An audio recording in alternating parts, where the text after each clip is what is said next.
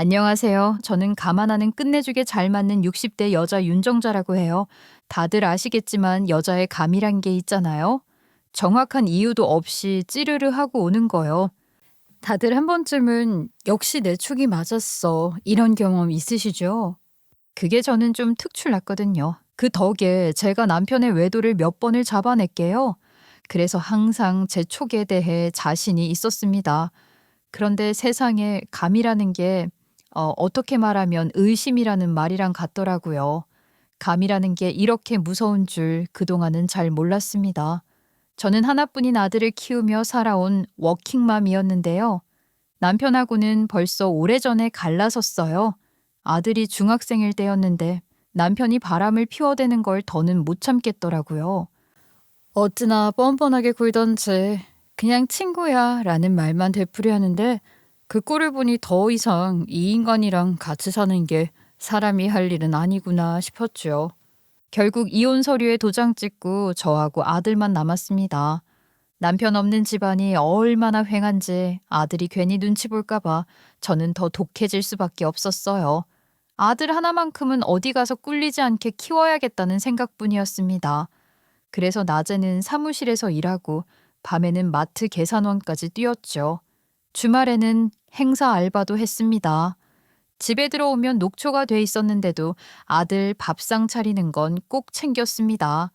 애가 혼자 있는 동안 외로움 느끼지 않게 해주려고 친구들하고 놀러 갈 시간도 줄이고 집에서 같이 보드게임도 하고 숙제도 옆에서 봐줬어요.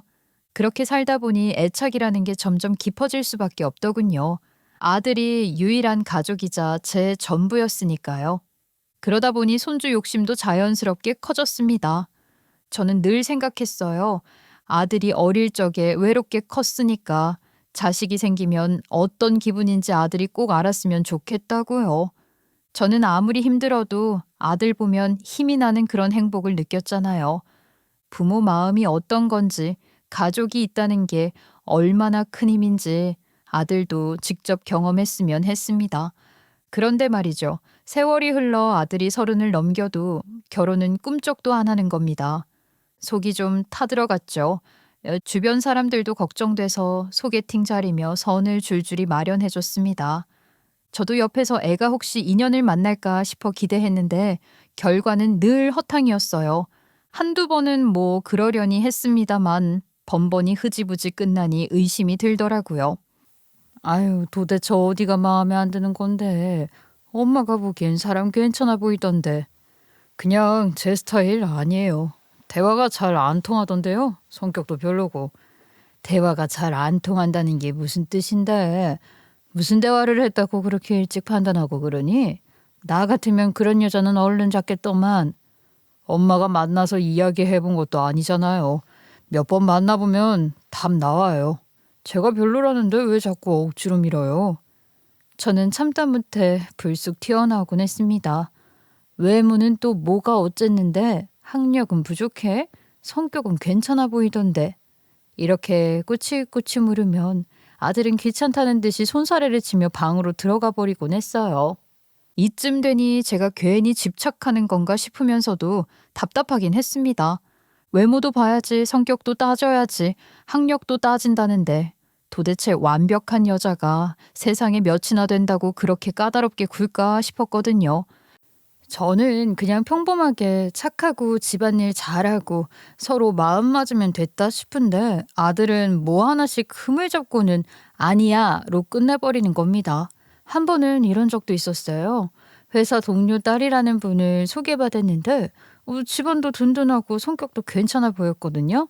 전 속으로 아유, 이번엔 좀 되려나 했는데 아들은 그 자리 끝나고 오자마자 투덜투덜 거리더라고요. 엄마, 그 여자 너무 말이 많아. 밥 먹는 내내 끊임없이 떠드는데 머리가 아프더라고요. 아이고야, 말 많은 게 뭐가 문제야. 오히려 집안에 더 활기 넘쳐서 좋지. 말 안 하고 입 꾹 다물고 있는 여자보단 낫잖아. 그게 엄마 기준이지 제 기준은 아니라고요. 전 조용하고 차분한 사람이 좋아요. 조용하면 또 재미없다고 할 거 아니야, 너. 아무리 생각해도 너 기준이 너무 높아. 그러다 평생 혼자 산다고 해도 좋겠냐?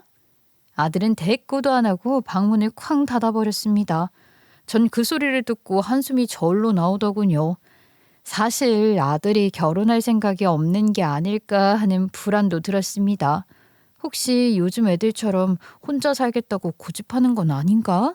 아니면 아직도 어릴 때 받은 상처 때문에 마음을 닫아버린 건가? 별별 생각이 다 들었어요. 이쯤 되면 매번 싸움으로 번지기 일쑤였어요. 저도 지고는 못 사는 성격이다 보니 한번 시작하면 꼬리에 꼬리를 물고 말이 길어졌습니다. 아들은 결국 지쳐서 밖으로 나가버리곤 했죠. 그렇게 속만 태우던 시절이 한참 이어졌습니다. 저도 지쳐서 더 이상은 입 꾹 다물고 있으려 했는데 그게 또 어디 마음대로 되나요? 아들 얼굴만 보면 손주 걱정, 결혼 걱정이 목구멍까지 올라왔어요. 그런데 아들이 35쯤 되니까 저도 슬슬 지쳐서 포기하게 되더라고요. 제가 슬슬 그런 얘기 그만할 때쯤 되니까 그제서야 아들이 회사 선배 소개로 만나고 있는 여자가 있다고 입을 뗀 겁니다. 35이 돼서야 겨우 여자친구가 생겼다고 하니까 기쁘면서도 또 걱정이 따라붙었습니다. 직업이 승무원이라더군요.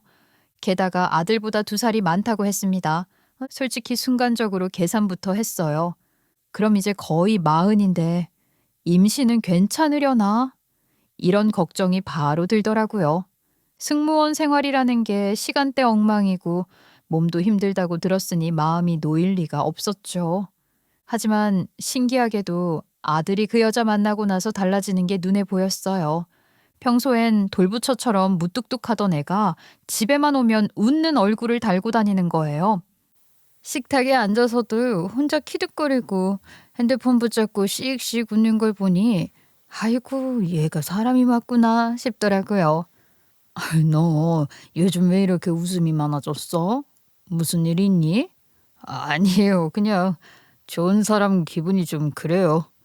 좋은 사람? 아, 그 승무원? 너 그렇게까지 얼굴이 확 펴는 거 보니까 진짜 마음에 드는 모양이네.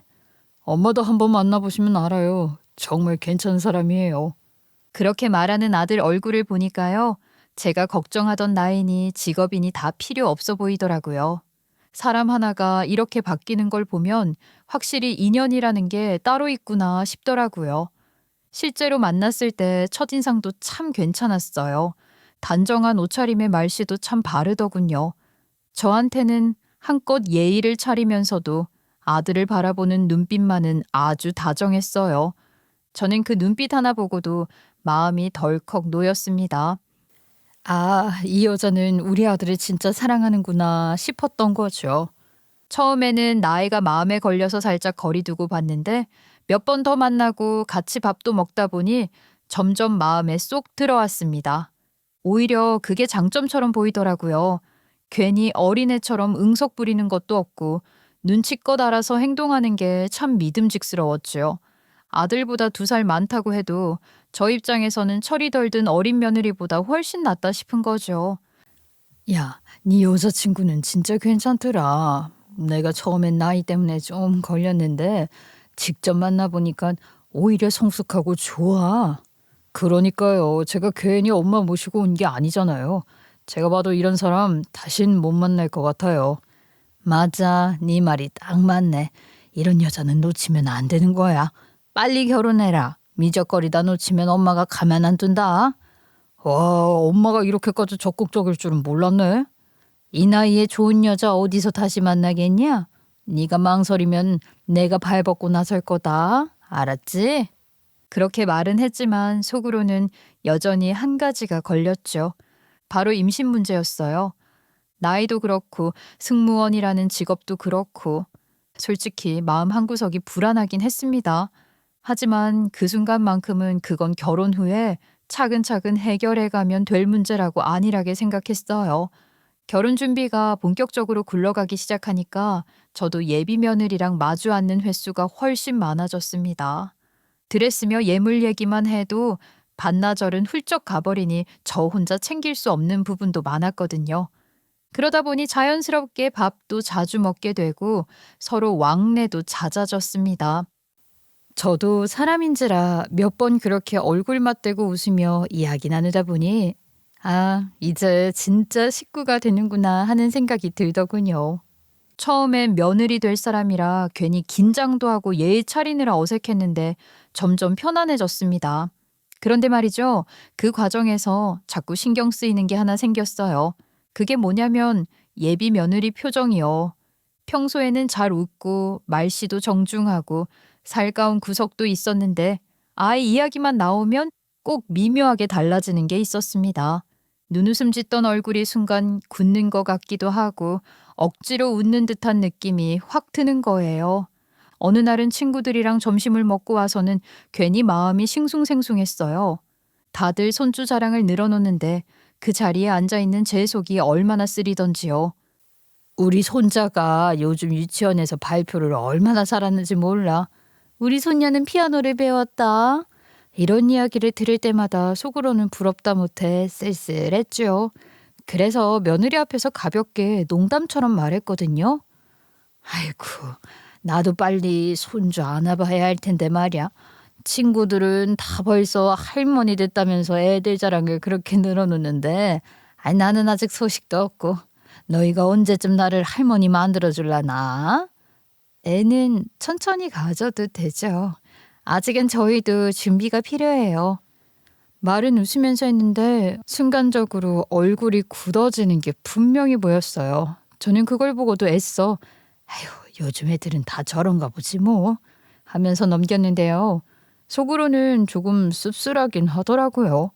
별 생각이 없다고 하더라도 그래도 예비 시어머니 앞에서 그렇게 꼭 싫다는 티를 내야 하나 싶기도 하고 며느리도 자기 나이를 알 텐데 여유 부릴 때가 아니지 않나 싶기도 했거든요. 결혼 한 달 전쯤이었어요. 예비 며느리가 집에 놀러 와서 셋이서 저녁을 같이 먹기로 했습니다. 그날은 기분 좋게 반찬도 넉넉히 차려놓고 서로 이런저런 이야기 나누며 식사를 했어요. 오순도순 분위기도 좋았죠. 그런데 제가 또 무심코 손주 이야기를 꺼낸 거예요. 요즘 우리 동네에 어린이집이 하나 새로 생겼다더라. 시설도 참 좋던데 나중에 아이 맡기면 딱 좋겠어. 저도 순간 아차 싶긴 했거든요. 근데 그 말이 제 입에서 툭 튀어나온 순간 며느리 될 애 얼굴이 확 굳어지는 거예요. 웃음기가 싹 사라지고 젓가락을 내려놓더니 제 눈이 똑바로 보며 말하더군요. 어머님, 저번부터 신경 쓰였는데 저희 아직 결혼도 안 했는데 벌써 그런 이야기 하시면 제가 좀 불편해요. 그 순간 저는 얼어붙은 듯 했습니다. 평소에는 늘 공손하고 차분했던 애가 대놓고 불편하다고 말하니 기분이 묘했어요. 그냥 가볍게 한 말이었는데 그게 이렇게까지 받아들여질 줄은 몰랐습니다. 그런데 거기서 멈추지 않고 저를 향해 쏘아붙이더라고요. 저 나이도 있고 승무원이라 임신이 쉽지 않을 수도 있어요. 그러니까 너무 기대하지 마세요. 예비 며느리는 마음이 많이 상한 건지 뭔지 말투도 평소처럼 조심스럽지도 않고 오히려 날이 선 것처럼 느껴지는 거예요. 저도 당연히 기분이 상하더라고요. 제가 뭐 대단한 요구를 한 것도 아니고 이번엔 그냥 어린이집 생겼더라 이런 말 한마디밖에 안 했는데 이렇게까지 예민하게 받아치니 속이 뒤집히더라고요. 그래서 저도 기분이 상해서 날카롭게 대꾸를 해버렸죠 뭐. 그래도 노력하면 되는 거 아니야? 요즘은 병원도 잘 돼 있고 의학이 얼마나 발전했는데 옛날 같지 않잖아. 그런데 며느리가 한숨을 푹 쉬고 제 눈을 똑바로 쳐다보고 말하더라고요. 제가 애 낳으려고 시집 오는 건 아니잖아요. 그 말에 저는 정말 벽에 부딪힌 듯 멍해졌습니다. 그동안은 착하고 예의 바른 모습만 보여주던 사람이었는데 제가 한 말에 저렇게까지 받아친 걸 보니 내가 못할 말을 했나 싶은 생각도 들고 한편으로는 억울했습니다. 시어머니가 손주 좀 보고 싶다는데 그게 그렇게 큰 잘못인가 싶었으니까요. 그때 갑자기 아들이 목소리를 높이고 끼어들더라고요. 엄마 그만 좀 하세요. 애는 때 되면 생기겠죠. 왜 이렇게 재촉하세요? 저는 그 말을 듣자마자 억장이 무너졌어요. 제가 대체 뭘 그렇게 잘못했길래 아들 입에서까지 그런 소리를 들어야 하냐고요. 그래서 참다 못해 대꾸했어요. 내가 뭘 그렇게 재촉을 했다고 그러니? 그냥 어린이집 새로 생겼다. 나중에 애 맡기기 좋겠다고 말 한마디 한 거잖아. 그게 그렇게 큰 죄야? 원 참나. 내가 손주 보고 싶다는 얘기 좀 하면 안 되냐? 다른 집 할머니들은 손주 자랑에 정신이 없는데 나 혼자 이런 말도 못하니? 엄마가 이런 말씀하시는 게 한두 번이 아니잖아요. 맨날 똑같은 얘기만 하시니까 희은이도 힘들어하는 거라고요. 한두 번이 아니면 어쩌라고. 내가 매일같이 손주 타령만 하고 사는 것도 아니고 가끔 얘기 꺼낸 거잖아. 그리고 며느리라면 시어머니가 손주 보고 싶다 소리 좀 했다고? 응? 그렇게 얼굴 싹거치고 불편하다고 대놓고 말하는 게 그게 예의냐? 내가 언제 애 낳으라고 협박을 했어? 뭘 했어? 그냥 손주 있으면 좋겠다. 그 한 소리 한 거지? 제가 목소리를 높이니 아들이 더 날카롭게 받아쳤어요. 엄마는 본인 말씀만 생각하지 듣는 사람 어떤 기분일지는 전혀 고려 안 하시잖아요. 엄마가 툭툭 내뱉는 말이 며느리 되는 사람한테는 얼마나 무겁게 들리는지 몰라요? 저라고 며느리 부담 주고 싶었겠냐고요. 아니 이번엔 진짜 별 생각 없이 말한 건데 이거 가지고 일이 커지니까 진짜 너무 억울한 거 있죠. 결국 아들은 젓가락을 탁 내려놓으면서 자리를 박차고 일어났어요. 저희 집에 들어가 볼게요. 그러더니 며느리 손을 잡고 현관으로 향하는 거예요. 그 뒷모습을 보는데 제 속이 뒤집히는 거 있죠. 저게 내 아들이 맞나? 며느리 편만 들고 엄마를 나무라고? 아휴, 내가 남이 된 거 아닌가 싶었어요. 괘씸한 마음이 들면서도 서러움이 북받쳐서 상도 못 치우고 다시금 식탁에 그냥 멍하니 앉아 있었네요. 얼마 지나지 않아 현관문이 다시 열리더군요. 아들이 혼자 들어왔어요. 예비 며느리는 집에 돌려보낸 모양이었죠. 두 사람이 나가기 전 모습 그대로 앉아있는 제 모습을 보니까 아들놈도 마음이 안 좋았나 봐요. 한숨 한번 푹 쉬더니 한층 수그러진 목소리로 말하더라고요. 엄마, 약간 큰 소리 내서 죄송해요. 우리 얘기 좀 해요. 아까 신나게 다 말하더니만 아직도 할 말이 남았다고? 엄마, 사실요. 제가 무정자증이에요. 그 말을 듣는 순간 저는 얼이 빠져 한동안 말도 못하고 생각도 못했어요. 그런데 아들은 멈추질 않고 계속 말을 이어가더라고요. 제가 도저히 따라갈 수가 없었죠. 병원 가서 검사했는데 정자수가 거의 없대요. 그래서 자연 임신은 거의 불가능하다고 했어요. 희은이 탓도 아닌데 말도 못하고 얼마나 답답했겠어요. 엄마가 그런 말할 때마다 제가 다 민망해 죽겠으니까 제발 그만 말씀해 주세요. 예? 얼마나 지났을까요? 저는 한참 있다가 겨우 목소리를 냈어요. 아니, 그럼 왜 이제서야 얘기를 하는 거야? 엄마가 손주 얼마나 기다리는지 알면서 지금까지는 왜 숨기고 있었냐고. 너도 알잖아. 내가 그 얘기 얼마나 입에 달고 살았는지. 아유, 차라리 일찍 말했으면 내가 이러진 않았을 거 아니야. 엄마가 손주를 그렇게 기다리시는데 제가 차마 어떻게 말을 해요. 엄마가 받을 충격이 뻔한데 어떻게 제 입에서 그 말이 쉽게 나오겠냐고요.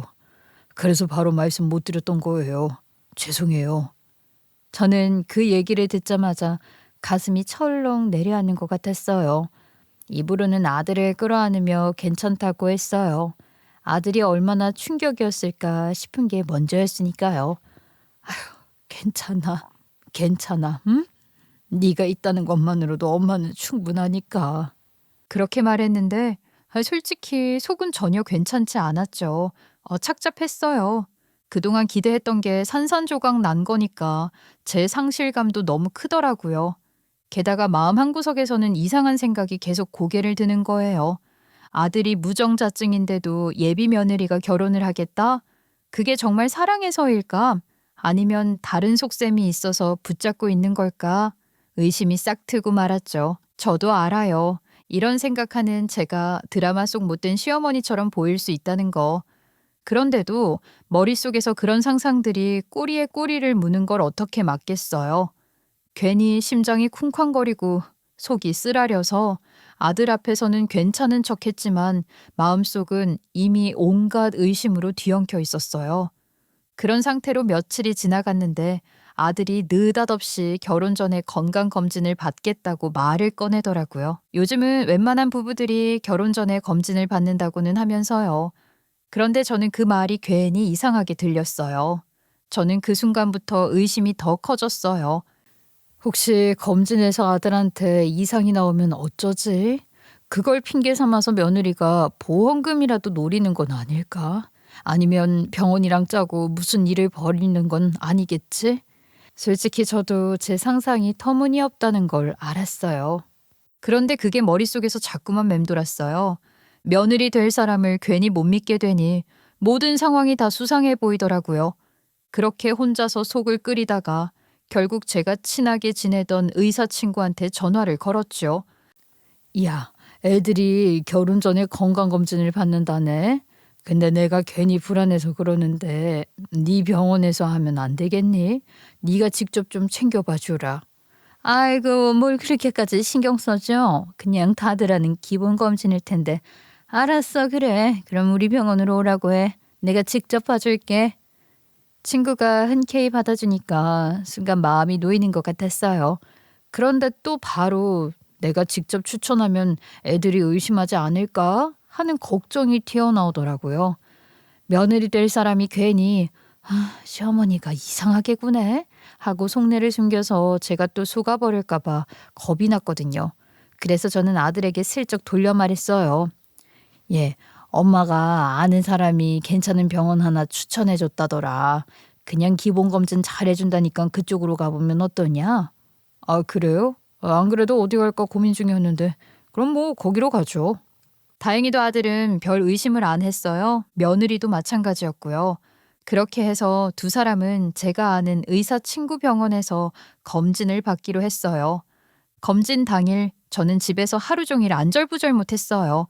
괜히 TV도 눈에 안 들어오고 밥도 숟가락만 들다 말았어요.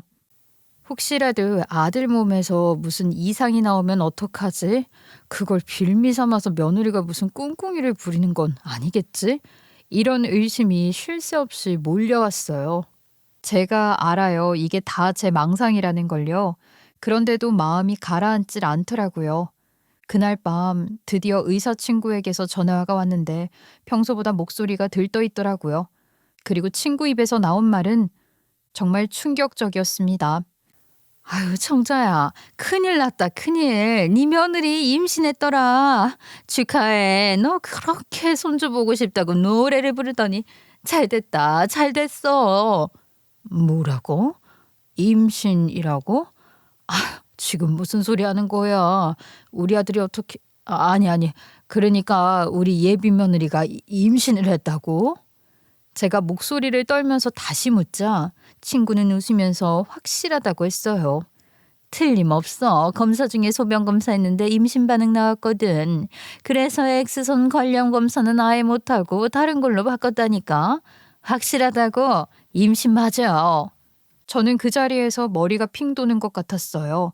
아들이 무정자증이라고 했는데 임신이라니. 이건 도대체 무슨 상황이냐고요.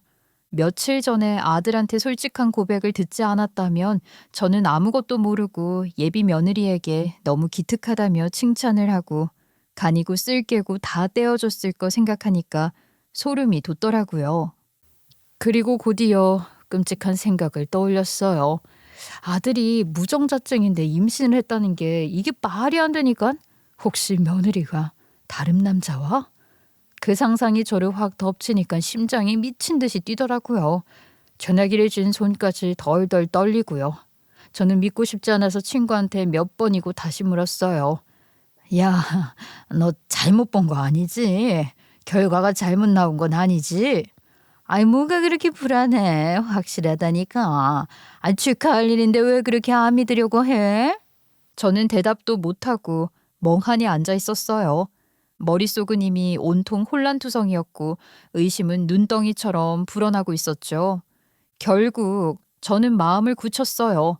더는 멀찍이서 의심만 하고 있을 게 아니라 직접 확인해야겠다고요. 예비 며느리가 진짜 뭘 하고 다니는지 제가 직접 눈으로 봐야 믿을 수 있을 것 같았어요. 그래서 결심했어요. 며느리의 뒤를 밟기로요. 다음 날부터 저는 퇴근 시간에 맞춰 회사 앞에 차를 대놓고 기다렸어요. 며느리가 나오면 어디로 가는지, 누구를 만나는지 눈에 불을 켜고 지켜봤죠. 그런데 막상 뒤를 밟으려니 가슴이 콩닥거렸어요. 이거 들키면 뭐라고 변명하지? 내가 왜 이런 꼴을 자처하고 있지? 속으로는 이런 말을 되뇌면서도 눈은 이미 며느리 차 꽁무니만 쫓고 있는 거죠. 그런데 뒤를 밟은 지 이틀 사흘이 흘렀는데 아무 일도 없었어요. 회사에서 나와 집으로 직행, 집에서 다시 회사로. 딱 이 패턴뿐이었죠. 며칠간 똑같은 모습을 보니까 스스로도 웃음이 나오더라고요. 야, 이건 내가 괜히 꼴값 떠는 거 아니야? 그냥 평범하게 출퇴근하는 사람을 잡범 취급하면서 몰래 따라붙고 있으니 내가 더 웃은 거 아니냐 싶으면서도 또 다른 마음이 드는 거죠. 그래도 혹시 몰라. 딱 한 번만 딴 데로 가도 그게 증거일 수 있잖아. 그렇게 사흘째 되는 날 며느리가 차를 돌려 평소와는 다른 길로 가는 거예요. 순간 심장이 뛰기 시작했어요. 됐다. 드디어 무슨 정체가 나오려나 보다. 긴장이 돼서 손바닥에서 땀이 줄줄 흐르더라고요. 그런데 예비 며느리가 도착한 곳은 병원이었어요. 간판을 올려다보는 순간 눈이 휘둥그레졌어요. 난임 클리닉. 아니 왜 여기를 온 거지? 제가 그렇게 멍하니 보고 있는데 며느리 옆으로 아들이 나타나더라고요.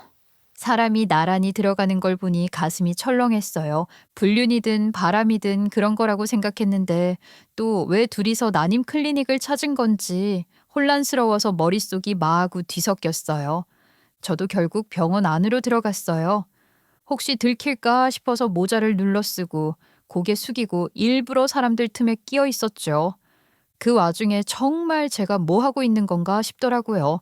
이 나이 먹고 사람들 틈바구니에 섞여서 숨어 있는 상황이 인간적으로 수치스럽기도 했고요. 그런데도 기왕 여기까지 왔는데 그냥 돌아가면 더 한심하다 싶더라고요. 부끄러움을 무릅쓰고 어디 한번 끝까지 가보자 싶었습니다. 두 사람은 진료실로 들어갔고 저는 복도에서 하염없이 기다렸고요. 혹시 저 안에서 무슨 얘기를 하고 있는 걸까? 차라리 문틈으로라도 엿듣고 싶다. 별별 생각이 다 들었지만 그럴 용기는 나지 않았어요. 한참 뒤 두 사람이 나왔는데 표정이 이상했어요. 너무 기뻐 보였거든요. 특히 며느리는 눈물이 글썽할 정도였어요. 웃으면서 눈가를 훔치는데 억지 웃음이 아니었어요. 진짜 뭔가 큰 걸 이뤄낸 사람의 표정처럼 보였어요. 그걸 보는 순간 제 머릿속은 더 난장판이 됐어요. 두 사람이 병원 밖으로 나가고 나서 저는 조심스럽게 그리고 빠르게 간호사한테 다가갔어요. 목소리 낮추고 최대한 자연스럽게 묻는 척했죠. 저기 방금 나간 부부 있잖아요. 혹시 무슨 치료를 받고 있었는지 알 수 있을까요? 아, 네? 아, 저 부부요? 죄송하지만 환자 진료 내역은 개인정보라 자세히 알려드릴 수가 없습니다. 간호사는 단호하게 말했어요. 용기를 내서 물은 건데 단호한 대답을 들으니 볼이 뜨거워졌고 저는 고개를 끄덕이면서도 발걸음을 못 대고 서 있었어요. 역시 내가 무슨 기대를 했다고 하고 있는데 간호사가 나지막하게 덧붙이더라고요. 알려드릴 순 없지만 오늘 졸업하신 부부라 너무 행복해 하시더라고요. 그 말이 귀에 들어오는 순간 심장이 덜컥 멎는 것 같았어요. 난임 치료에서 졸업이라니 그건 치료를 끝내고 임신에 성공했다는 뜻이잖아요. 집으로 돌아오는 길 내내 머릿속이 뒤죽박죽이었어요. 처음 떠오른 생각은 가장 끔찍했죠. 혹시 예비 며느리가 다른 남자랑? 그 순간 심장이 쿵 떨어지는 것 같았어요. 그게 아니라면 어떻게 이 상황을 설명할 수가 있냐는 거죠. 무정자증인 아들과 결혼을 앞두고 있는 여자가 갑자기 임신을 했다. 상식적으로 말이 안 되잖아요. 근데 또 곰곰이 생각해 보니까 불륜이라기엔 제가 병원 복도에서 똑똑히 봤거든요. 아들이랑 같이 진료실에서 나와서 두 사람이 얼굴이 환하게 밝아 있었어요. 눈물까지 글썽이면서 서로 손을 꼭 잡고 나오더라고요. 그 모습이 억지로 꾸민 게 아니라 진심으로 기뻐 보였어요. 그런 바람은 아니라는 건데요. 그러면 남는 건 뭡니까? 제 머릿속에 또 다른 생각이 고개를 들었어요. 혹시 합의하에 다른 정자를 받아서 이 임신을 시도한 건 아닐까? 요즘은 그런 방법도 많다잖아. 시험관, 기증, 별별 게 다 있다고 하던데. 설마 우리 아들이랑 며느리가 그 길을 택한 건가? 생각이 막 거기까지 미치자 등골이 오싹했어요. 그런 중대한 문제를 둘이서만 결정했다는 거에 억울한 마음이 또 치밀어 오르는 거예요. 하지만 혼자 생각해서 뭐해요. 결국 결론은 하나였어요. 이대로는 도저히 안 되겠다. 아들 입으로 직접 확인을 받아야겠다. 그날 밤 침대에 누워서 수백 번을 뒤척이다가 결국 자정 가까운 시간에 휴대폰을 붙잡았어요. 망설이다 결국 전화를 걸었죠. 아들이 전화를 받자마자 저는 돌직구로 날렸습니다. 돌려 말할 힘조차 없었거든요. 너희 임신했니? 순간 전화 너머로 정적이 흘렀어요. 아들이 잠시 머뭇거리더니 놀란 목소리로 대답을 했죠. 엄마, 어떻게 하셨어요? 아직 말씀 안 드렸는데. 놀라긴 했지만 그 말투에 기쁨이 왠지 모르게 가득 차 있었어요. 숨길 수 없는 들뜬 기색이 느껴졌죠. 그런데 저는 기쁘다기보다 더 혼란스럽잖아요. 입에서 튀어나온 건 축하가 아니라 나일선 질문이었죠. 네가 무정자증이라고 엄마한테 직접 말했잖아. 근데 어떻게 임신이 돼? 앞뒤가 맞는 얘기를 해야지. 내가 그래야지 이해를 하지. 이건 말이 안 되잖아. 제가 날카롭게 몰아붙이자 아들은 한참이나 말을 못했어요. 숨을 고르는 소리가 들리다가 결국 무겁게 입을 열더라고요. 엄마, 저 사실 무정자증은 거짓말이었어요. 뭐라고? 거짓말이라고? 아니, 그러면 내가 그 소리를 듣고 얼마나 놀라고 심장이 떨어졌는 줄 알아? 거짓말을 할 게 따로 있지 너 엄마를 뭘로 보고 그런 얘기를 한 거냐? 엄마가 내 새끼 하니까 그리 만만해 보이디? 아들은 제 말이 끝나기도 전에 급히 설명을 이어갔어요. 엄마 들어보세요. 저희가 결혼하기로 결정하고 같이 여러 검사를 받았거든요. 근데 결과가 좋지 않았어요. 사실은 희윤이가 임신이 어려운 몸이라고 하더라고요. 나이도 있고 직업 스트레스도 크다 보니까 자연 임신이 거의 불가능하다고 하대요.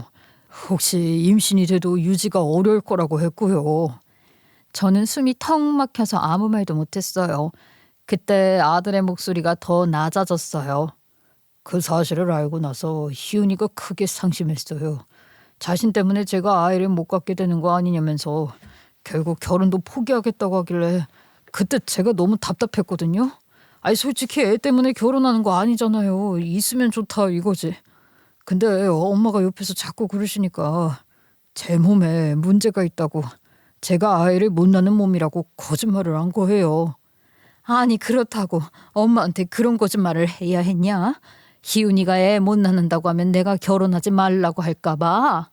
제가 울컥해서 바로 대꾸했는데 그런데 솔직히 마음이 좀 찔리더라고요. 만약 예비 며느리가 불임이라고 하면 제가 그 아이를 어떤 눈으로 봤을까 생각을 하게 되는 거예요. 그 아이 나이가 있으니 임신이 힘들긴 하겠구나 생각은 했지만 불가능할 거라고 생각은 안 했었거든요.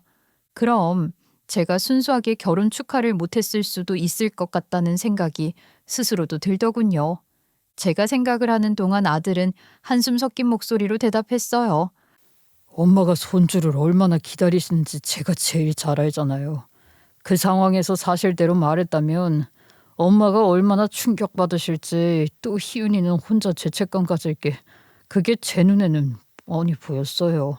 그래서 차라리 제 문제라고 덮어쓰는 게 낫다고 생각한 거예요. 엄마 속상할 줄 알면서도 그게 최선이라고 생각했어요. 죄송해요. 저는 서운함이라는 게 울컥하고 올라오는데도 그럼에도 납득되는 부분이 있으니 아무 말도 못하고 그대로 얼어붙었어요. 아들 말이 틀린 건 아니었어요. 엄마 마음을 생각해서 숨겼다는 것도 이해가 되더라고요. 아, 내가 믿음직스럽지 못했구나. 아들이 차라리 엄마를 속이는 게 낫다고 생각할 만큼 내가 그만큼 받아줄 여유 있는 엄마가 못됐구나. 가슴이 서늘하게 식어내리면서 제가 스스로 부끄러워졌어요. 손주를 향한 제 집착, 제 고집이 결국 아들을 거짓말쟁이로 몰아갔다는 사실이 뼈 아프게 다가왔죠. 모든 사실을 알고 나니 눈물이 나더라고요.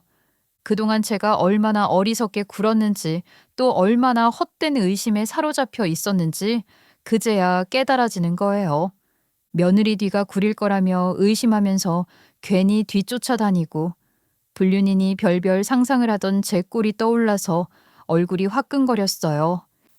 이게 다 내 업보다 내 못난 집착이 만든 꼴이다 싶어서 울음이 목 끝까지 차올랐죠. 아들은 조심스럽게 말을 이어갔습니다. 엄마, 그래서 우리가 결혼 전부터 난임 치료를 시작했거든요. 우리 서로 확신하고 있고 나이도 있으니까 결혼식을 기다리기보다 하루라도 더 서둘러야 한다고 생각했어요.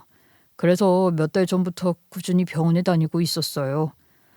아니, 결혼 준비도 정신없었을 텐데 어쩌다 그 와중에 병원까지 다녔어. 그 순간 제 숨이 막혔어요. 결혼 준비로도 정신없을 텐데 그 와중에 매주 병원 문턱 밟으면서 치료를 받아왔다니요. 심지어 저 몰래 가겠다고 몰래 다녔을 거 생각하니까 마음이 너무 안 좋더라고요.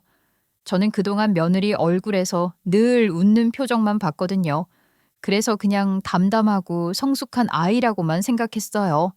그런데 그 웃음 뒤에 어떤 고통이 있었을지 그걸 저는 까맣게 몰랐던 거예요. 그러니까요. 참 독한 사람이에요.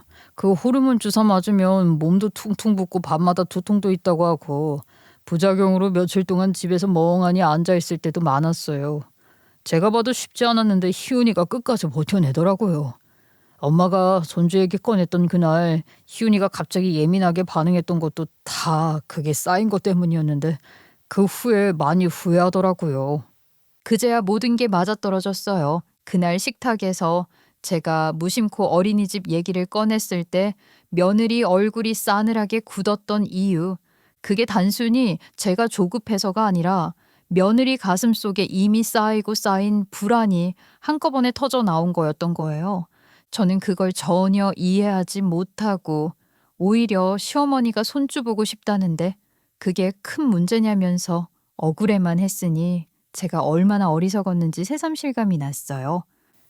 사실 난임 치료는 중간에 포기하는 경우가 훨씬 많다고 해요. 몸이 버티질 못하니까요. 근데 희은이는 말로도 포기하고 싶다는 말을 전혀 안 하더라고요. 어머님 기다리시는 손주 꼭 안겨드리고 싶다면서 울면서도 끝까지 치료를 받는데 그걸 보는 제 마음은 어땠겠어요. 담당 의사도 놀라워할 정도였다니까요. 그 덕에 결국 이번에 기적처럼 임신이 된 거 아닐까 싶어요. 그렇게 죽을 만큼 힘든 과정을 묵묵히 견뎌내면서도 제 앞에서는 내색 한 번 하지 않았던 며느리. 그런데 저는 그 아이를 의심하고 뒤를 밟고 별별 못된 상상을 다 했던 거잖아요. 며느리가 힘들 일을 혼자 감내하고 있을 동안 정작 편하게 하고 싶은 일 다 하고 살고 있었으면서 어른이 돼가지고 이게 뭐 하는 건지 부끄럽고 미안하고 죄스럽고 뭐라 표현할 길이 없더라고요. 그날 밤 저는 잠을 잘 수가 없었어요. 눈을 감으면 며느리 얼굴만 떠올랐어요. 늘 웃음 띤 얼굴, 살짝 붓기 있는 볼살. 그게 다 주사 맞고 약 먹고 버텨온 흔적이었다는 걸 이제야 알게 되니 속이 문드러지듯 아팠어요. 내가 그걸 다 보고도 못 알아챘구나. 그 힘듦을 다 감추고 내 앞에서 애써 웃고 있었구나. 나는 도대체 뭘 본 거냐 하는 자책이 파도처럼 몰려왔죠. 다음날 저는 더 이상 견딜 수 없어서 전화를 걸었어요. 희윤아, 오늘 시간 좀 낼 수 있겠니? 카페에서 잠깐 보자. 그렇게 해서 카페에서 마주 앉았어요. 며느리는 여느 때처럼 밝은 표정으로 들어왔어요. 근데 그 웃음이 제 눈에는 너무 낯설게 보였어요. 저 밝음 뒤에 얼마나 많은 눈물이 숨어 있었을까 생각하니 목이 메더라고요. 그리고 주문을 하는데 예비 며느리랑 저는 평소에 아이스 아메리카노만 마시거든요. 근데 며느리가 이날은 따뜻한 차를 마시더라고요. 그걸 보는데 더 마음이 참 그렇더라고요. 저는 커피 잔을 괜히 만지작거리다가 결국 먼저 입을 열었어요. 그동안 고생 많았지. 순간 며느리 표정이 얼어붙었어요. 눈을 크게 뜨더니 당황한 듯 물었죠. 어, 어머님 혹시 알고 계셨어요? 알게 됐다. 네가 그동안 얼마나 힘들었는지 조금은 들었어. 내가 너무 몰라줬더라. 그래서 미안하고 또 고맙다. 그 말을 하자 며느리 얼굴이 흔들렸어요. 씩씩한 척 했지만 그래도 역시 힘들었는지 눈에 눈물이 맺히더라고요.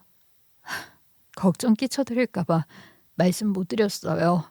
어머님이 손주를 그렇게 기다리시는데 제가 그런 몸이라서 죄송했어요.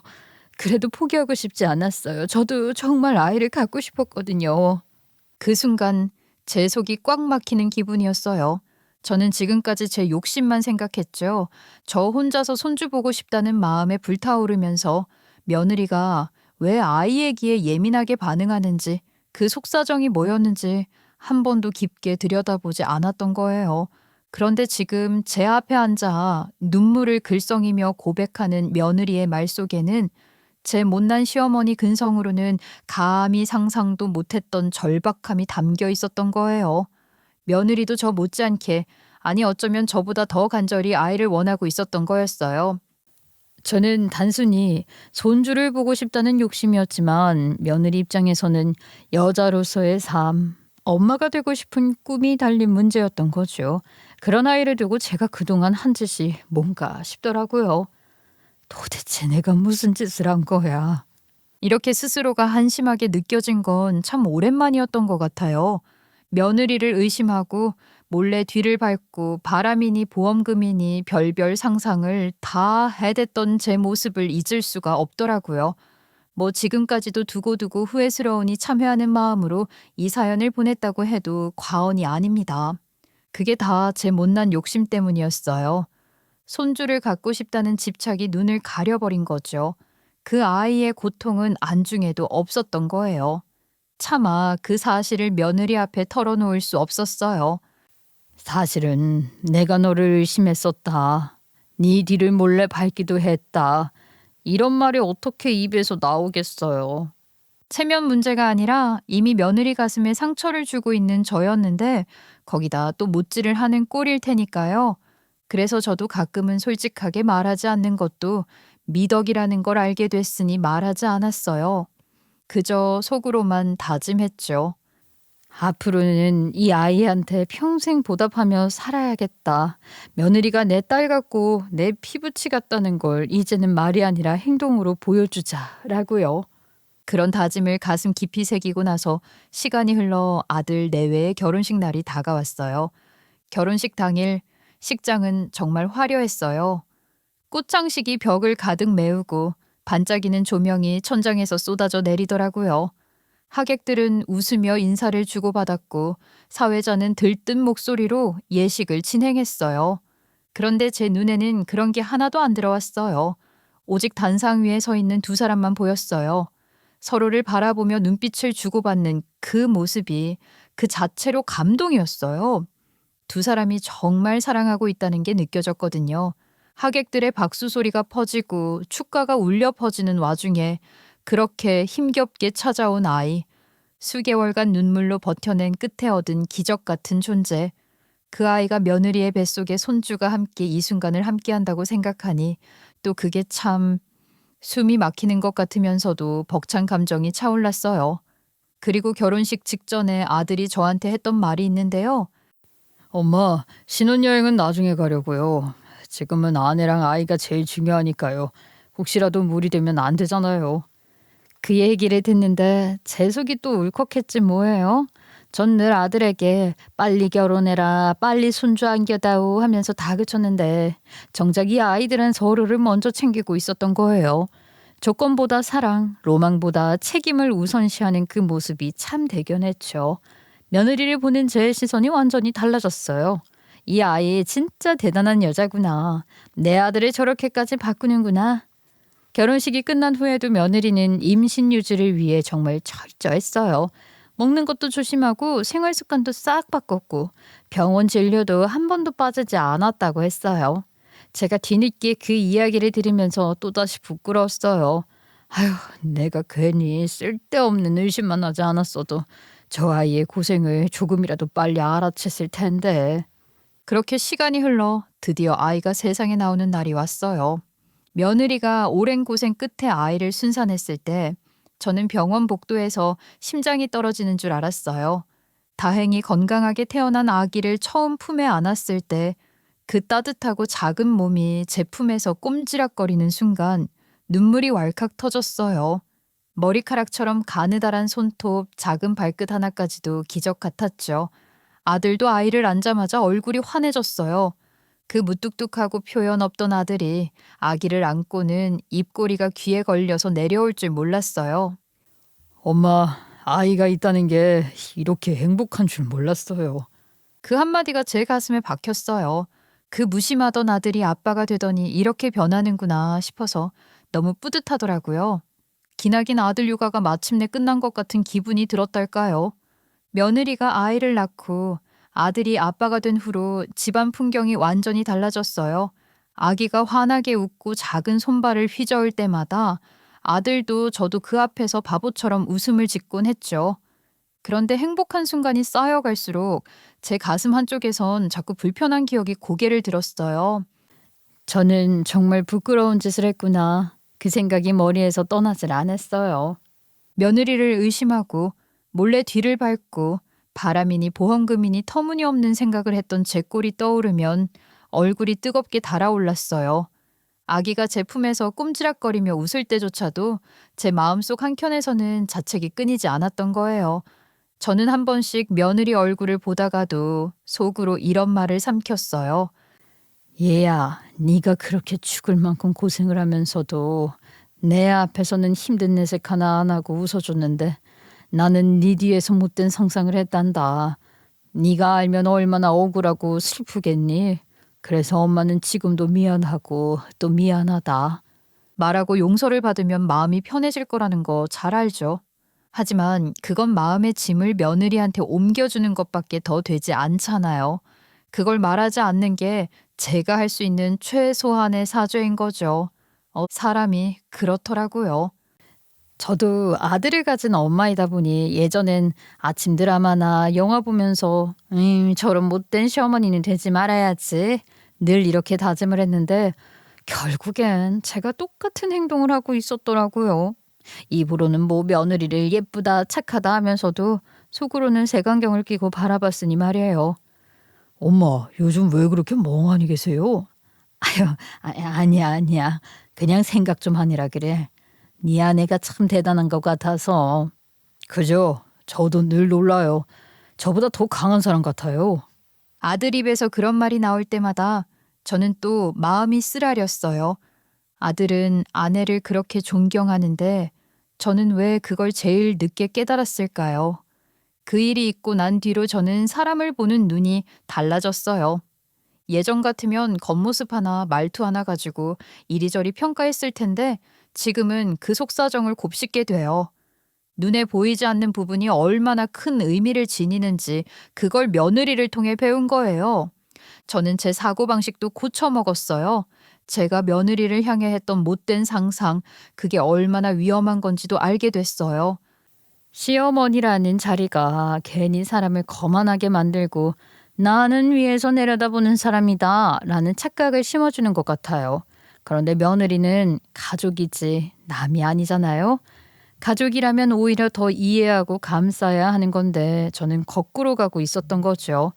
며느리와 대화를 나누다가도 저는 자꾸 반성하게 돼요. 어머님, 아이가 밤에 자꾸 계속 잠을 못 주무시죠. 아유, 죄송해요. 아유, 무슨 소리야. 네가 고생했지.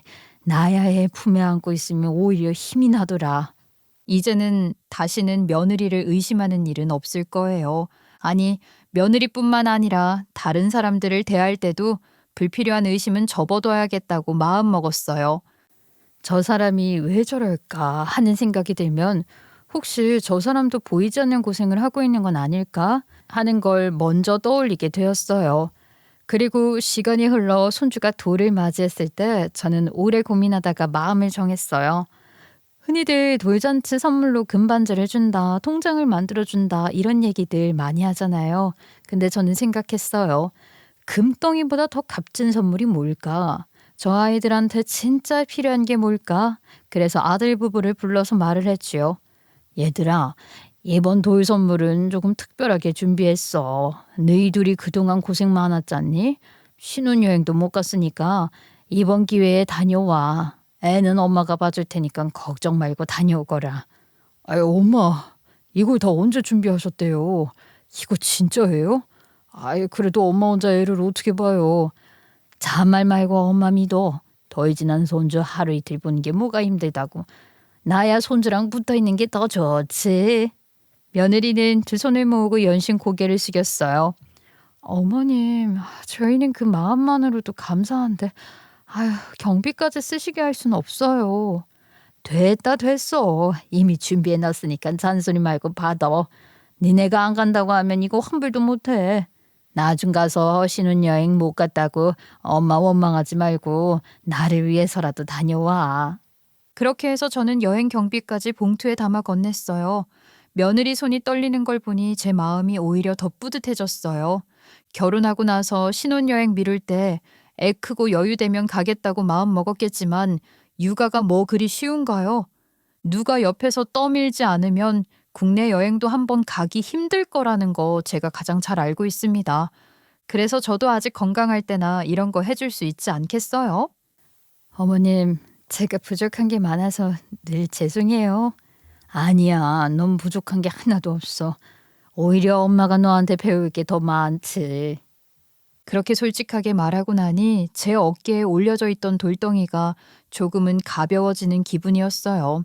앞으로는 못된 시어머니가 아닌 편한 시어머니가 되려고 해요. 며느리가 눈치 보지 않고 웃을 수 있는 집, 아들이 걱정하지 않고 기대는 집, 손주가 뛰어놀며 자라는 집, 그런 집을 만들고 싶어요. 그리고 제 바람은 하나뿐이에요. 아들과 며느리, 그리고 손자까지 우리 가족이 함께 행복할 수 있도록 제가 할 수 있는 최선을 다하는 것, 더는 불필요한 의심이나 집착으로 이 아이들을 흔들지 않겠다는 것. 그래서 며칠 전에 우리 손주 무사히 돌을 맞이했고 아들 며느리가 오늘 아침 비행기를 타고 떠난 참입니다. 저는 손주가 낮잠 자는 시간에 짬내서 사연 보낼 글을 마무리하고 있어요. 초반에는 제가 많이 못돼서 당황하셨죠. 반성하는 마음에서 그때 제 마음을 솔직하게 적다 보니 보기 힘드셨을 수도 있을 것 같아요. 그래도 지금은 그게 얼마나 못된 짓이었는지 알고 있습니다. 앞으로도 제가 제 다짐 흔들리지 않고 지킬 수 있도록 응원해 주세요. 제 사연을 끝까지 들어주신 분들께 감사드리며 여러분의 하루에도 좋은 일만 가득하시길 바랍니다.